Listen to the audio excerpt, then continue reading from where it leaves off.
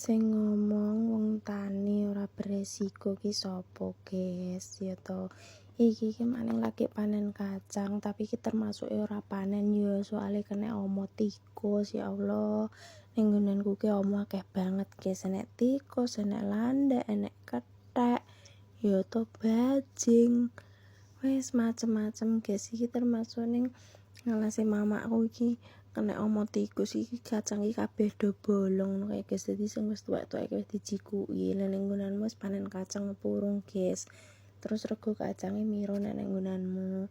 Ning nggonanku ki rego kacang iki tekan 8.000 ya, dek urung suwe kae ya wis tekan 11.000, tapi ki wis medhuk neh mergo usum udan ya to.